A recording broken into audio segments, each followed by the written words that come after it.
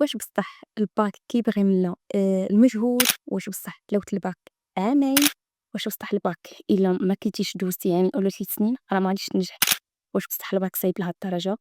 الكابير مزيان في المواد راه ما غاديش تجيبو. تخيل دابا انت من شهر 12 شهر ما شهر 10 شهر واحد حتى شهر جوج وانت مازال ما بديت حتى شي حاجه حتى شي ماده، مازال ما فاهم حتى الدروس اللي كدير هاد الدروس فين تمشيها. يعني تخيل انك كتكون كتحفظ تفيق بكري وفي الاخر تلقى راسك ما ناجحش.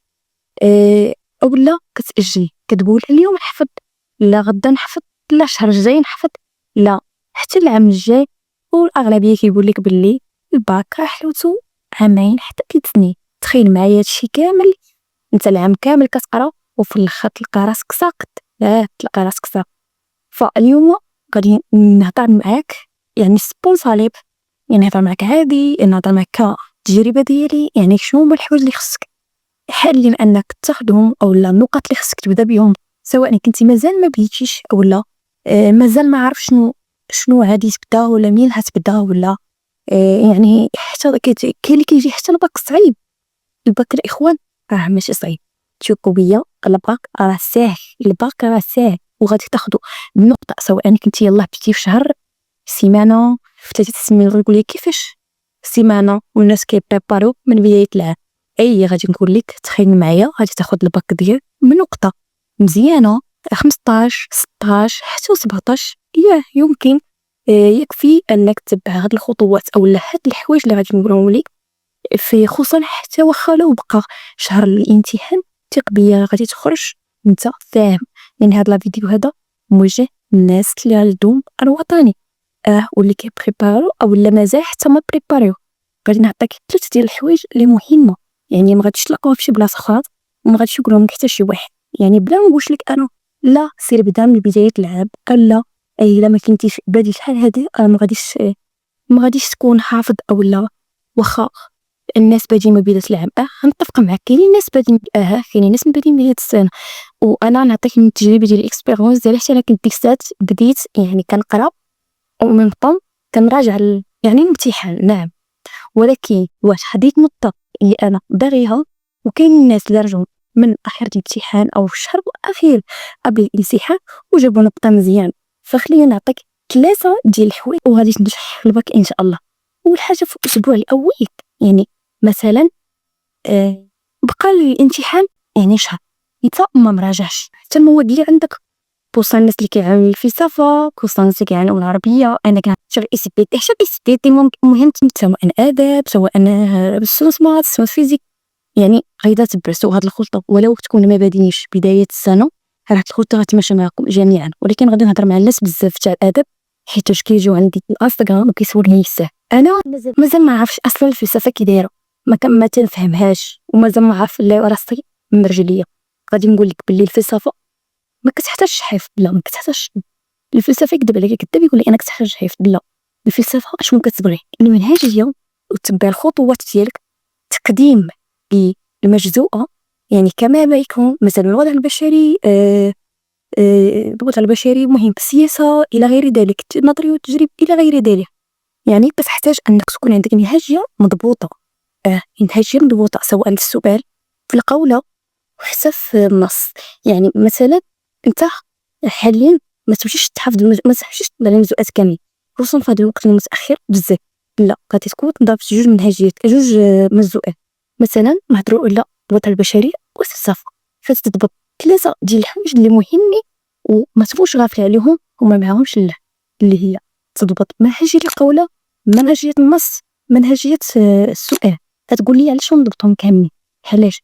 حيت مثلا فاش مثلا الوضع البشري انت حافظه حافظ يقدر يجيك في النص انت ما عارفش المنهجيه، يقدر يجيك في السؤال وانت ما عارفش المنهجيه، يقدر يجيك حتى في السؤال اولا القول وانت ما عارفش المنهجيه. يعني ضرب العصفور بحجرين، يعني حفظ المجزوءات ومنهجيه لازم وجوج من السؤالات مثلا الوضع البشري والسياسه. نعم، اهم حاجه اللي تركزوا عليها الفلاسفه ضروري تكون حفظ اولا فهم اولا عارف 2 فلاسفه ولا مرسوعه. مثلا الوضع البشري الشخص والهويه غادي نكونوا ضابطين في الشخص والهويه. المحور هذا 2 فلاسفه مثلا ديكارت بواسطة اي واحد، المهم جوج. والقول اللي كيقولوا ماشي مشكل تدير في النص او لا في الانشاء ديالك او لا منهج جيتك يعني سؤال مؤيد، فيلسوف مؤيد او معارض او لا في كلتا الحالتين ديرهم بجوج ماشي مشكل.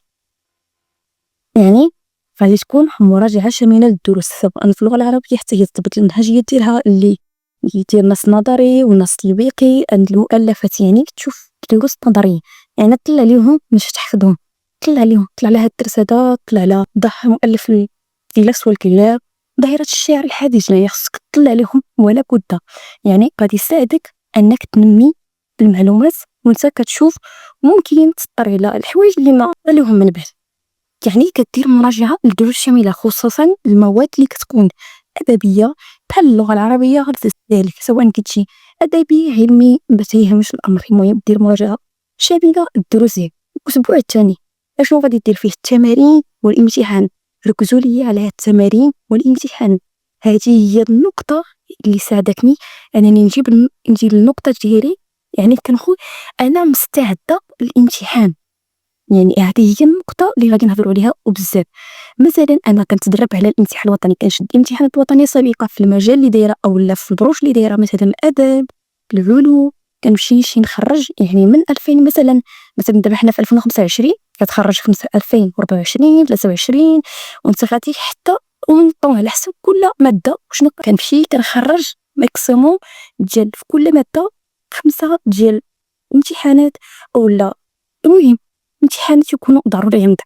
الامتحانات الوطنيه ما كنهضرش على الامتحانات اللي كديروا في لاقيس، الامتحانات الوطنيه على الصعيد الوطني كتمشي كتجيو كتخدموهم وكتعطيهم لشي واحد متمكن، اولا كتديهم لشي استاذ. مثلا كنتي كدير الدعم اولا كدير السوايع، ممكن تديهم الاستاذ ديالك اللي كيكونوا كيراجعوا معاك، تديهم يصححوا لك. خصك تعطي شي واحد المتمكن يصححهم لك. علاش؟ هاد النقطه تاع الامتحان هي فاش كتنمي القدره ديالك انك تكون مستعد، يعني بدنيا ونفسيا الامتحان، وكتعرف راسك واش ضابط ولا ما ضابطش. شتي ما درتيش هاد النقطه اللي مهمه لا كتخدم على كيزاكزام، راه ثق بيا غادي تدخل الامتحان وانت مصدوم. واخا انت حافظ، اذا كي قلت لك باللي الامتحانات الا خدمتي عليهم وعاودتي خدمتي عليهم، ثق بيا راه غادي تكون مستعد للامتحان الوطني يعني وداخل وانت مرتاح. في الاسبوع الثالث اللي هو اخر اسبوع مثلا قبل الامتحان، ضروري كناخدو واحد بوز شويه، كنراجعو النفس ديالنا، كنهيئو النفس ديالنا، ما تكونش فينا ديك الخلعه ستريس، ما يكونش فينا هادشي. كناخدو بوز فين نشوفو راسنا، كنراجعو راسنا، نشوفو شنو حافظين، شنو ما حافظين، النقاط اللي انا ضبطهم، النقاط اللي ما ضبطهمش. واخر حاجه غادي نقولها لك اللي هي تقريبا غيكونوا الناس عارفينها كنا ما عارفيناش، ولكن انا شخصيا نجحت معايا. كاينين الناس كيقولوا لك مثلا غدا الامتحان، ومثلا عندي اللغه العربيه مع الصباح، يعني عندي مع 7 حتى ل 10، حيت تقريبا ساعتين في كل ماده. مثلا انا داخل ديك الليله كيقول لك لا خذ فيها بوز، يعني خصك تستعد، خصك تعزم نيات 100 سوايع ولا 6 سوايع. نقول لك نوض بكري. مثلا هاد الناس غتنوض بكري اللي هي 6 ديال الصباح 5 ديال الصباح، على حسب القدره ديالك. كتهبط كتنوض كدير مراجعه شامله لكلشي. ثق بيا غادي تنجح معاك بزاف. انا شخصيا استعملتها بزاف. يعني كيكون عندي مثلا غدا ديال زيكزام، كنوض الصباح بكري، كنشد هذيك الماده اللي انا داخله ليها، مثلا اللغه العربيه، المات، الفيزيك. كنوض كنطلع على المواد نظريا. كاين اللي كيقول لك لا ما تطلش باش ما تخربقش، لا هذا ما كيفيش، ما غاديش تخربق. شوفي الا كنتي ضابط الحوايج ديالك راه ما غاديش تخربق، راه ما كاين لاش تخربق. يعني كتاخذ الدرس ديالك اولا الحوايج يعني الكتاب ديالك كتشوف فيه نظريا، كتطلع على الامتحانات اللي كنتي درتي ومثلا صحهم لك الاستاذ ولا صحهم لك شي واحد اللي يكون متمكن في القرايه، كتعاود تراجع وتطلع عليهم. ثق بيا غادي تدخل الامتحان ما فيكش ستريس، ما فيكش الخوف، وانت مرتاح وغادي تدوز وغادي تجيب نقطه مزيانه. دابا وصلتوا لاخر لا فيديو، فضروري نذكركم واش ما كتراجعوا ولا ما جربتوش المراجعه. شنو هما الحوايج اللي جاوكم صعاب تراجعوهم، اولا الحوايج اللي مازال ما كتفهموهمش خليهم لي في التعليق باش نقرا التعليق ديالهم كاملين. الناس اللي مازال ما دخلش عندي الانستغرام راه كنحط فيه يوميا، يعني تقريبا يوميا كنحط فيه الريل اللي خاص بصحاب الباك، نحط لكم منهجيات، كنحط لكم دروس ملخصه، نحط لكم كلشي، وغادي نخلي لكم لو لين تاع الانستغرام ديالي في صندوق الوصف، غتدخلوا نيشان تما غادي نجاوبكم كاملين. نخليكم نشوفكم next فيديو.